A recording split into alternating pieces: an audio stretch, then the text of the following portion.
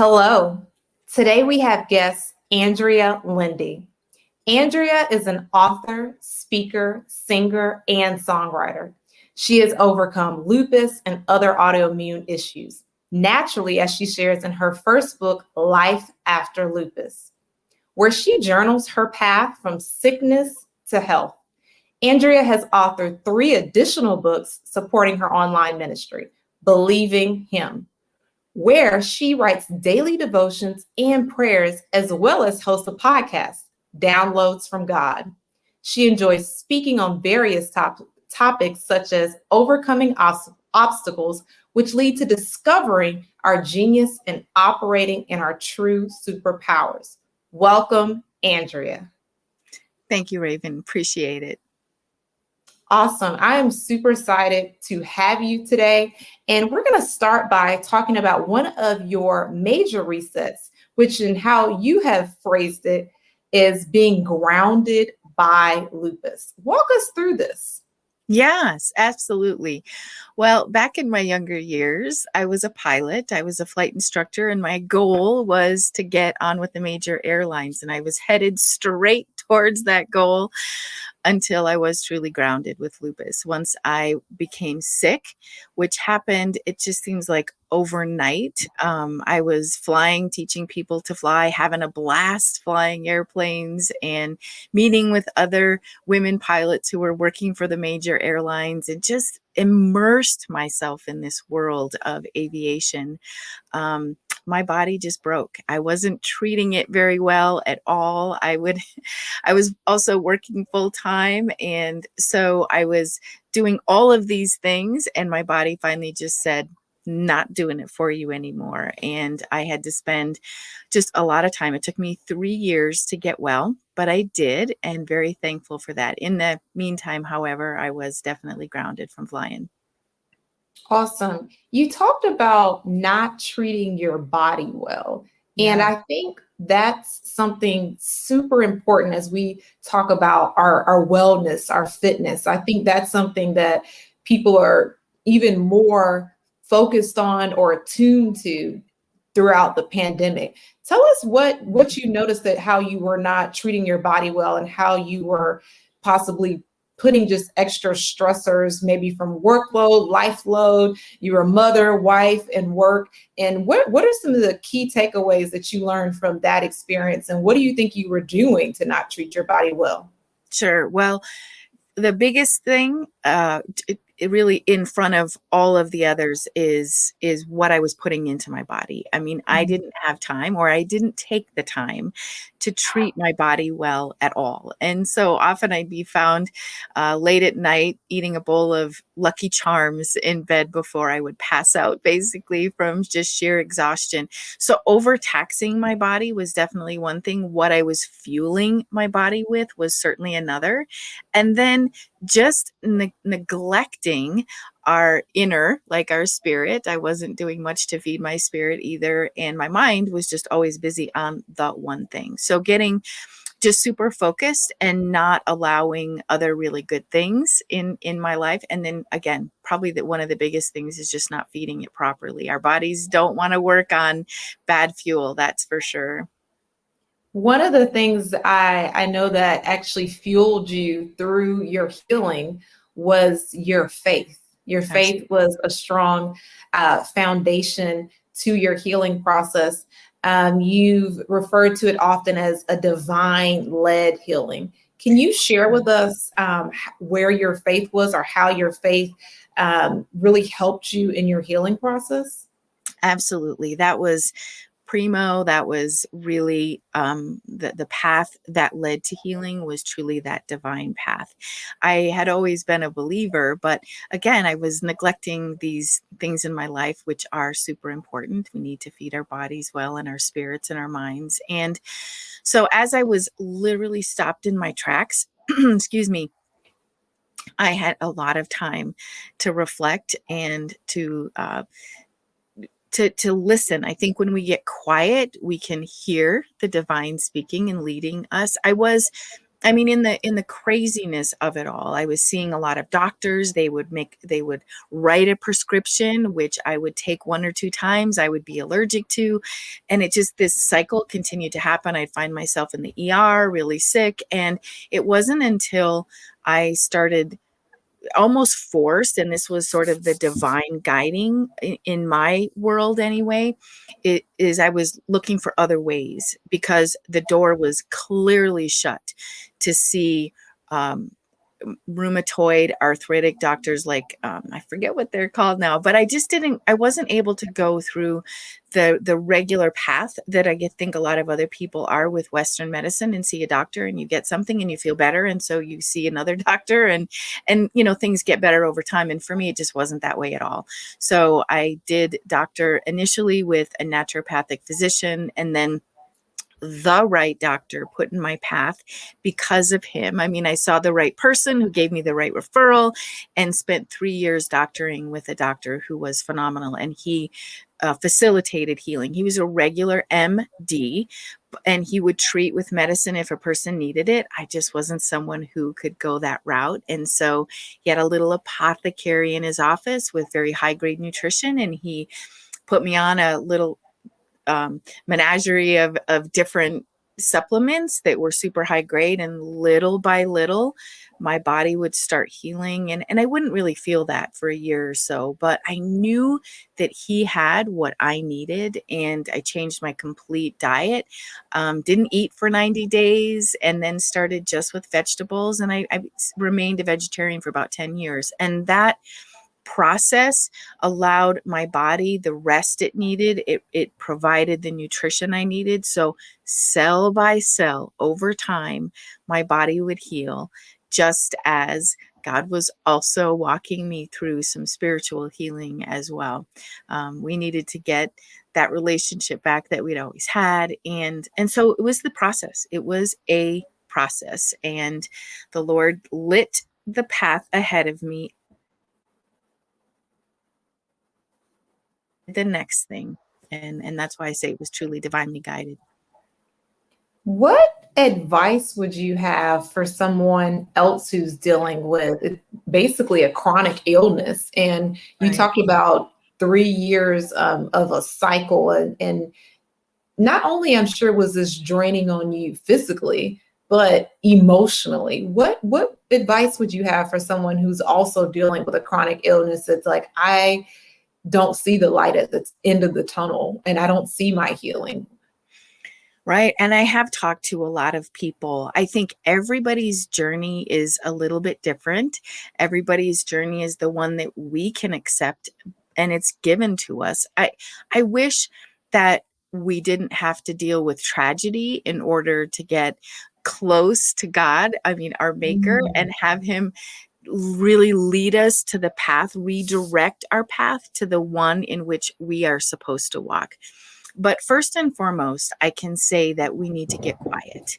I've never found the answers in the chaos ever. So when we get quiet, we can start hearing. And I think, I know in my situation, I was super sick. I mean, there were days I wasn't sure I would wake up the next day. I wasn't sure I'd live through the journey that I was on.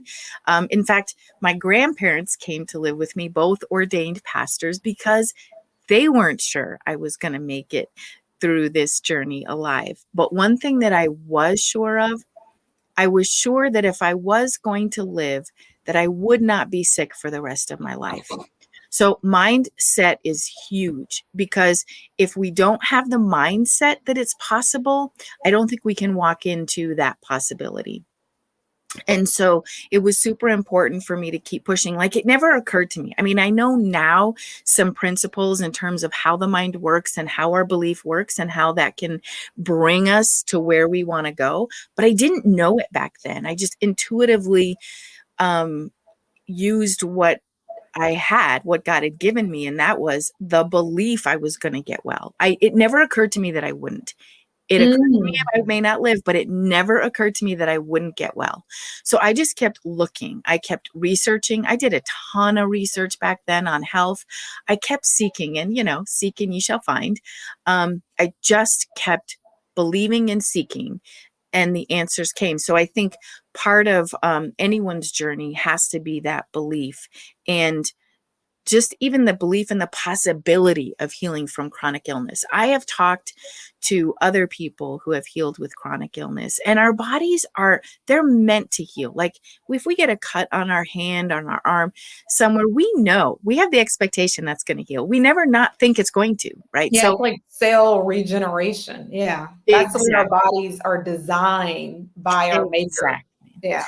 That's exactly right. And I held on to that with everything I had, because there were days I'm like, yeah, I'm not healing. I felt like I'm not, but I just never let my go to that place. And I think our inner being, it just, mine anyway, it knew that I wasn't supposed to be sick for the rest of my life. Because if you think about, okay, how do you feel when you're sick? You feel sick and you get self-absorbed and you just want comfy and cozy and comfort foods, and you just want those things. And I knew this inner spirit was not about just going to be about me for the rest of my life. And so anyway, in answer to your first question, first, we really have to believe in the possibility of healing. We have to seek that out. The answers, I'm sure, are different for everybody. I can tell you that I found some commonalities with other people who have suffered severely with chronic illness and are well today. And those similarities are what we put in our bodies. It is the food that we're eating. We need to get without chemicals. We need to be free of wheat and dairy, gluten. These things are clear in terms of how our bodies need to heal. Now, I have seen people with MS get well and still eat meat, like lean meats and vegetables and fruits, but like that's it. We can't stray off into things we want. It is a very rigid lifestyle, but living inside of that lifestyle, healing can happen. I've seen it over and over and over again. And I've heard so many people say, and the research is continuing to share the same message, that gluten, dairy, and wheat trigger inflammatory Right. responses in our bodies and cause those cells to be at dis-ease or disease. Right. So I think that's super interesting. And another thing, when you talked about mindset, and a new term that I'm adopting to just my vocabulary is mental fitness, and what we do daily, whether it's prayer, journaling, listening to podcasts, meditating, or some combination of all of them, how we have to really work on that and build that muscle daily. One of the things or notes that I remember you said offline to me was, our mind agrees with what we think about. So true. What I love is that we can reset the mind. I mean, we have this machinery that's constantly running. Our subconscious runs faster than our conscious. So it's already made the decision for us. And so it's really up to us to reprogram how we're responding to our surroundings. There have been ways we've responded in the past that have served us, maybe as children. But as we grow up and we are faced with new challenges, we have to figure out new ways to respond. And so it is this daily, almost minute by minute reprogramming that we need to do to reset the mind so it will start responding someday at some point, unconsciously, subconsciously, the way that we want it to respond. And it is definitely a mental fitness. I was thinking just this last week, since we even talked, people spend lots of time designing, let's just say, your home. Mm. People spend lots of time designing, like, what color, what shade is going to be on the wall, what kind of flooring do we want, what kind of furniture do we want, but will they take the time to redesign the mind? That's, Mm. that will serve us forever. So you're so right. It is, mental fitness is huge. And if we will take the time to redesign what our mind is thinking, it will serve us forever, like forever. Yeah. Huge. That's good. That's really good. And I have to back up, because I'm sure a lot of people listening are wondering. You said you didn't eat for 90 days. Yeah. Tell us more about that. That was an interesting time for sure. I'll never forget it, even though it was quite a long time ago. But the first naturopath that I visited, and he did a huge intake, and um, he asked me, it was an hour long kind of question and answer time. But my stomach was in a tremendous amount of distress, and I didn't know that that was what was causing. What my biggest symptom back then was breathing. I was having a terrible time breathing, and what he had dialed in the first time that I saw him, and I still hadn't dialed it in for myself, was that my diaphragm was not expanding. So I couldn't get it. My stomach was in such distress that I couldn't take a full breath. And so he immediately put me on a liquid diet, which was I would mix water with a particular nutritious like powder, I guess. And it was specifically designed for intestinal distress. And I didn't know it at the time, but he said, this is what I want you to do every day, three to six times a day, drink this and not eat. And I'm like, okay, that sounds a little daunting, but okay. And within 24 hours, there is something amazing that happens when we do fast. It happens spiritually and it happens inside of our bodies. So I was, for the first time in forever, experiencing a kind of peace that I hadn't had in, like I said, for years. And From fasting, yeah, just from fasting. emotionally and physically. Yes, Oh, okay. absolutely. Continue. It was, That's yeah. wow. I mean, I even called the doctor's office and I talked to the assistant there and I said, this is really strange. I'm not sure why I'm sensing this. And she said, yeah, that's the power of what happens. I mean, when you're not continuing to contaminate the body, all of a sudden it puts you in this, I mean, for lack of a better word, just a Zen place. I mean, it was amazing. And I was supposed to stop this fasting by the end of the week. And the last day, I started getting almost frantic and I very uneasy.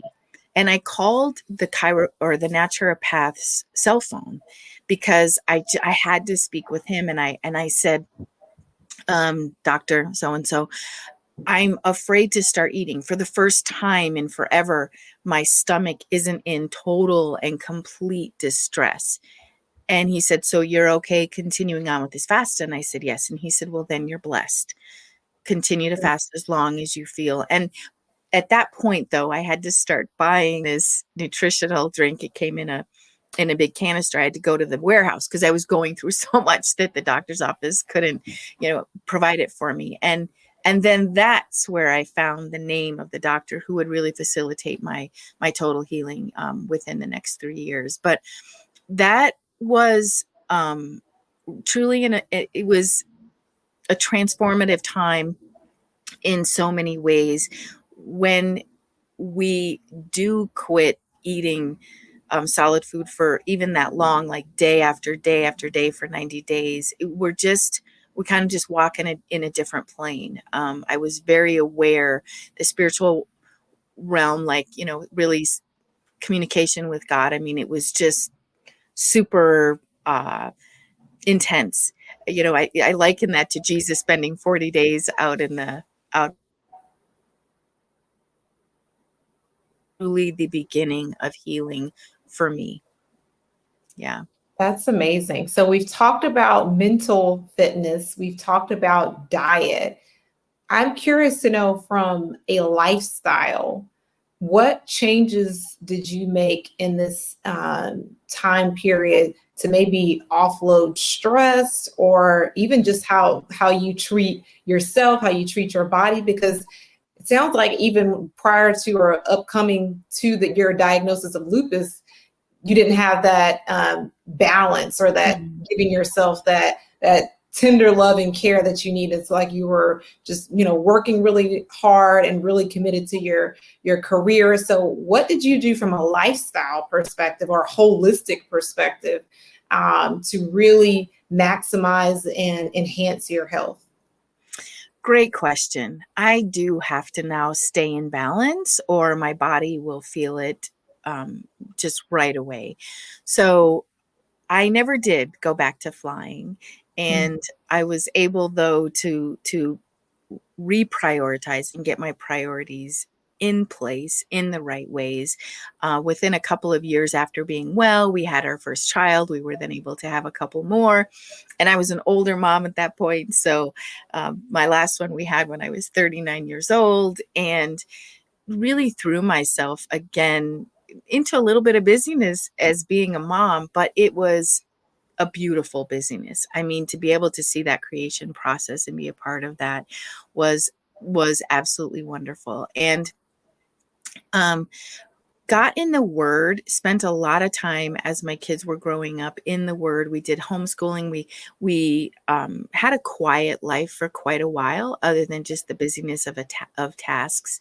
And that led me to, I started journaling and writing, and that path then led to me now being that author and speaker and sharing my experiences with other people. But truly, I don't think anyone can live a completely balanced life like all the time, all the time, all the time. There's something that's going to be a little bit off balance, but recognizing that quickly and then recentering provides that health that we need in every way, like the spiritual, mental, and physical health that can bring us back into balance. But yeah, I quickly notice if I'm out of balance in any way. Yeah, the term that I've been utilizing lately is integration because Ah, yeah, we're not 50% at home and 50% at work, or 50% mother, and then 25% wife, and then 25% businesswoman. It because you're only one person. mm, So there's different ebbs and flows in all these different experiences of life. So how do we have the best integration? And also too, depending on those seasons and times in our life, there may be a need to focus or zone in on or lock in on one particular aspect of our life more than others, based on whatever highs, lows, triumphs, valleys we're experiencing at that time. And you talked about resetting your priorities, especially as you became a mother. I want to know, can you tell us more about your ministry and what you do today, and how you coach, how you have the devotionals, your podcast, all those type of things? sure, yes. Um, that's so to unpack that. So let me start back where one thing that you just said in terms of there's seasons in our lives when we really have to focus, and that is so true. I find myself, in that place of focusing a lot of energy even towards one thing. So I want to assure everybody that it's okay to be really focused and dialed in during different seasons. I know as a mom, I was so focused on my kids, and I God in His mercy allows us that opportunity to get really focused in on the things that He has given us. I had no idea what kind of a mom I'd be. I didn't really babysit a lot. I didn't know anything. Actually, I worked a high power job until the day almost that I had my first one. I hadn't read a book. I was like this idiot. What do I do now? I was. And but then once I immersed myself in that beautiful act of being a mom, I mean, that just was such a wonderful time of growing those kiddos up. And inside of that time, I spent a tremendous amount of time, probably 10 years, of really being in the Word, like reading the Bible every single day and journaling. And I didn't even know what for. And I think that's really key in just life and living, is that we do have these experiences and get focused, but it's going to lead to something. I didn't know what that something was until it started forming. And I can tell you, when I first started writing songs, I thought, like after the 10th or 12th song, I thought, oh, this is how God's going to use me. And I think I've written 100 songs now, and He hasn't used me in that area yet. But that's okay, So, but He's always preparing us. Like He's always preparing us. So your viewers might be in a place where they're really focused in on something, have no idea how that's going to manifest itself later in life, but guaranteed it will. Like it will in some way. And so I spent 3 years in children's ministry. And when I say that, it was like a we served 300 kids a week. I had to don the microphone and the spotlight was on, and I led praise and worship, and then led the message for the day. I had no idea how that was going to serve me today, but it was preparing me to be in front of people, albeit kids or adults, and be in front of a camera. And so all of what we do definitely prepares us for the next thing. And as I was in really working in that church, serving in that church, I started my own quest and dove into the word and read at least 3 times over, cover to cover, and I found this scripture that I could have easily missed in Psalm 5, chapter 5, verse 3, where King David wrote a prayer every day to God and then waited for God to respond to him. And I thought, gosh, I wonder if I did that, what would happen? And so I started writing prayers to God, and I would hear a response, and then I would write my answer. And now those have become my daily coffee and a prayer. I started writing devotionals, and lo and behold, then I started posting them in Facebook. Then I wrote a book about them. So every little place where we're at, where we're doing something, is preparing us for the next place. And so now, yes, I write daily devotions, daily prayers. I do weekly messages. I have a podcast called Downloads from God, where I share those messages. Because some people say, well, Andrea, I won't read, but I will listen. I'm like, well, okay, I'll just say it then. And so I have a really short podcast, 5 minutes or less, if people just want a quick word.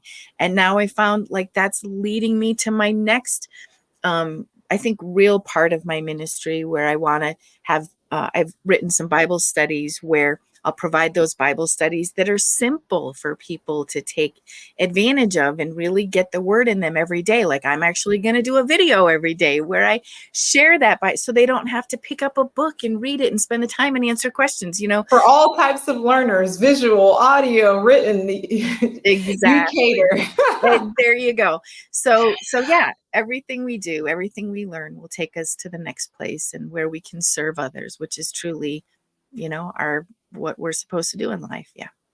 I'm glad you mentioned that. And what you said really ministered to me, because even as I started this podcast, I didn't know where, or I still don't know, where exactly will this lead. And another person was telling me, just be available. This is God's preparation time, and there's no time wasted.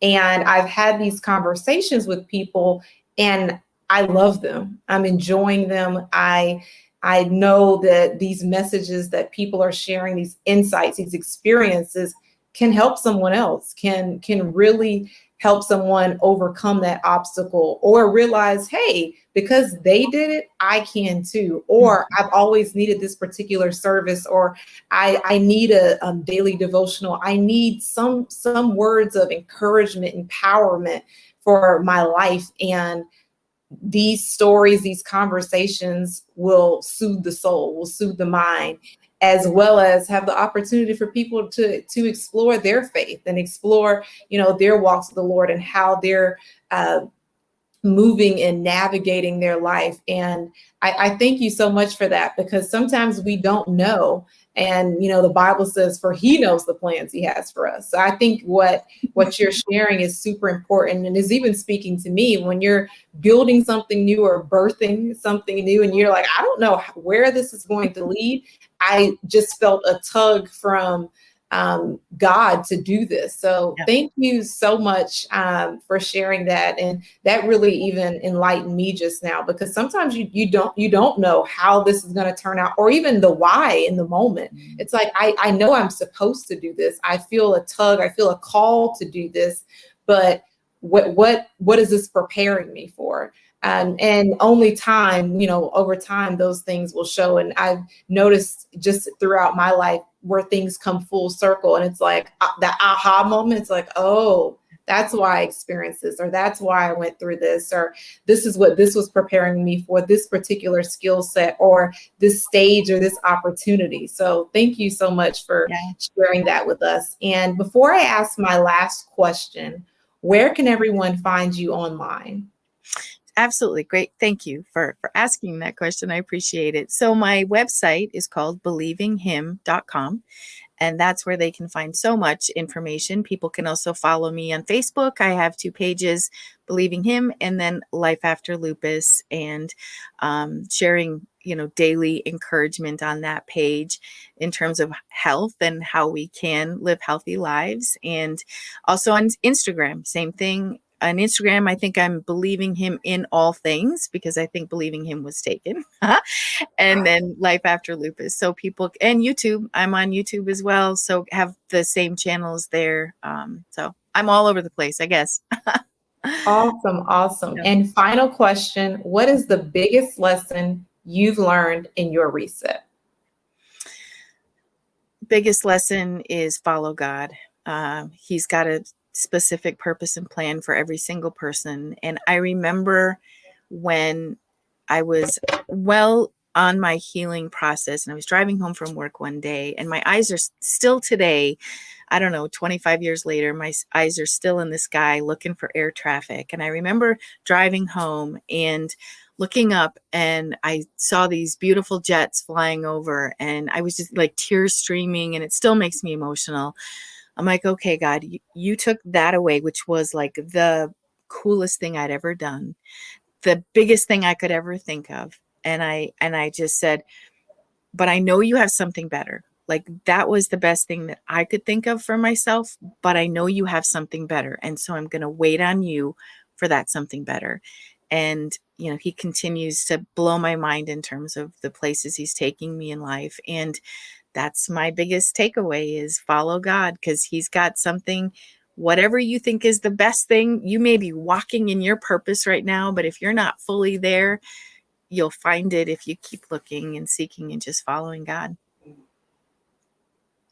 Powerful. He has something better. Thank you so much, Andrea. Yeah, I appreciate it. pleasure. All right. Another great conversation. We can reprogram how we respond to our challenges and reset our mind. Thanks everyone for tuning in. If you're struggling with reaching a specific goal or resolving an issue in your reset, let's continue this conversation. I'm Raven M. Harris on all platforms, and I'd love to connect with you. Until then, remember, a reset is always available to you.